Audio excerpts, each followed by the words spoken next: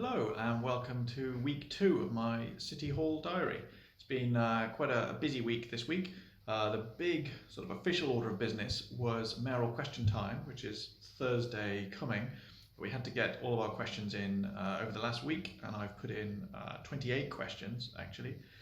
Quite a lot of them are about issues around the economy. I'm sitting on the economy committee, as I mentioned, where we're scrutinising what's happening with business and travel, tourism, culture, all of that in London. Not travel, tourism and the culture and the arts around London.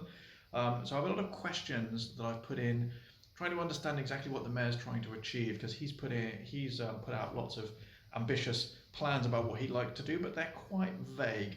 So part of my scrutiny role is going to be trying to pin him down on exactly what it is he's going to achieve, how much it's going to cost, and when you as residents are going to see any impact of it. So that's quite a lot of my questions. I also had 4 questions about the Croydon tram crash in Sandilands. You'll be aware the inquest has now started. It's been running the last 2 weeks. So we may get some new, or hoping we get some new information from that, and I think some closure for people, or at least an understanding of what's happened. But I put in 4 questions to the mayor relating to that, about understanding what went on and some of the information that's come out of Transport for London and the mayor subsequently, which hasn't always been very open, I think it'd be fair to say.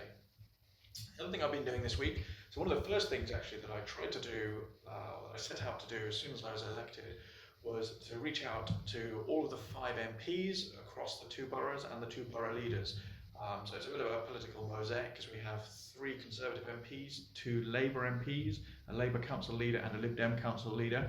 And obviously during an election campaign there's always a certain amount of sort of political back and forth that you get, but having been elected, I think it's very important that all of us work together as best we can to try and deliver for residents. So I was very keen straight away to try and get those meetings in my diary. So this week I've managed to meet 3 of the MPs plus 1 of the council leaders. And we've had some really good conversations about what they're interested in the MPs' terms, their particular parts of my GLA constituency.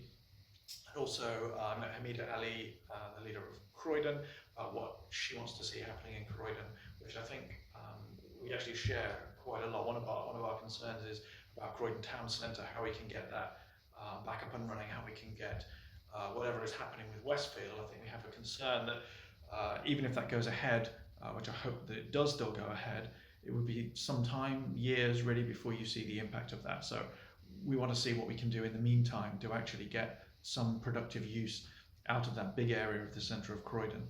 And another big initiative this week is the Inside City Hall podcast. So along with fellow new Assembly member Nick Rogers, who represents Richmond, Kingston and Hounslow, we've launched a podcast from the sort of GLA group, the Conservative group here at the GLA, which is going to be fortnightly, and we're going to be talking in a bit more detail than I do in these short sort of diary pieces about what's going on more broadly here in City Hall, what are the issues that are coming through.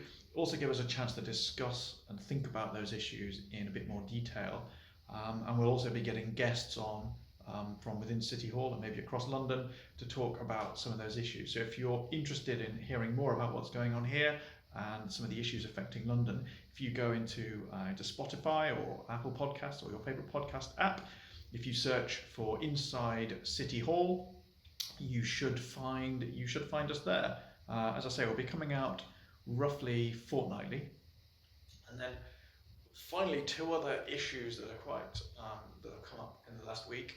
One is the concerns around anti-Semitism and some of the really frankly quite hateful mobs that we've seen on the streets of London.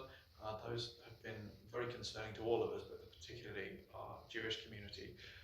So I have raised those here, and Susan Hall, who is the leader of the Conservative group here, has written to Cressida Dick, the Metropolitan Police Commissioner, setting out exactly our concerns about the severity of those, the severity of the behaviour, and some of our concerns about the importance of actually stopping it rather than merely watching it.